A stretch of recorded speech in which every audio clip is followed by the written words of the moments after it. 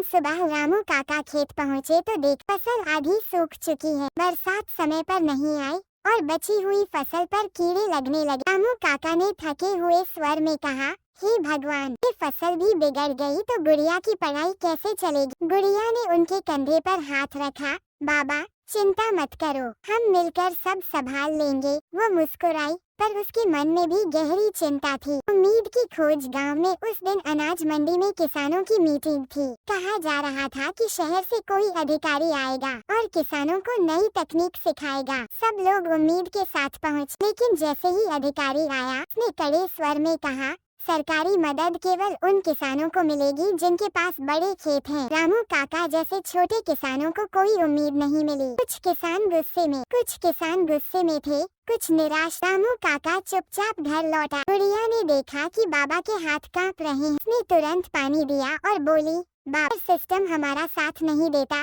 तो हम अपने तरीके खोजेंगे। बेटी का साहस। अगले दिन गुड़िया उसने कीड़ों से बचाव करने के जैविक तरीकों पर पढ़ाई की। नीम का घोल, राख का इस्तेमाल और गोबर की खाद से मिट्टी को मजबूत बनाना। बूढ़ा किसान हैरान होकर बोला, बेटी, ये सब कहाँ से सीखा। गुड़िया हंसकर बोली, पढ़ाई में ताकत होती है बाबा, आपने ही तो फसलों पर लिखी किताबें उधार ले। उसने कीड़ों से बचाव करने के जैविक तरीकों पर पढ़ाई की। नीम का घोल, राख का इस्तेमाल और गोबर की खाद से मिट्टी को मजबूत बना। बूढ़ा किसान हैरान होकर बोला, ये सब कहाँ से सीखा। गुड़िया हंसकर बोली, पढ़ाई में था। दोनों ने मिलकर खेत में नई जैविक दवा छिड़कनी शुरू। काम भारी था, मगर बेटी ने हार नहीं मानी। चमत्कार जैसा बदलाव। धीरे धीरे फसल में हरियाली लौटने लगी, कीड़े कम होने लगे, पौधे फिर खड़े हो गए। गुड़िया हर रोज सुबह 5 बजे उठकर बाबा के साथ खेत जा। गांव वाले भी हैरान थे कि इतनी खराब फसल कैसे बच गई। एक दिन प्रधान जी आए और बोले,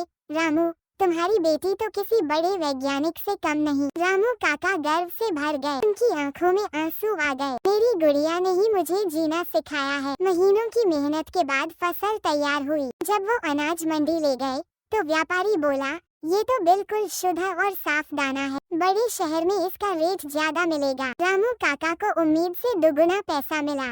उन्होंने गुड़िया के हाथ में पैसे रखते हुए कहा, तो कुछ महीनों बाद गांव में किसानों के लिए कार्यशाला रखी गई। इस बार अधिकारी नहीं, बल्कि गुड़िया खुद मंच पर खड़ी थी और छोटे किसानों को बताती थी, अगर ज्ञान हो और हिम्मत न टूटे, छोटी से छोटी जमीन भी बड़ी फसल दे सकती है। रामू काका भी पीछे खड़े अपनी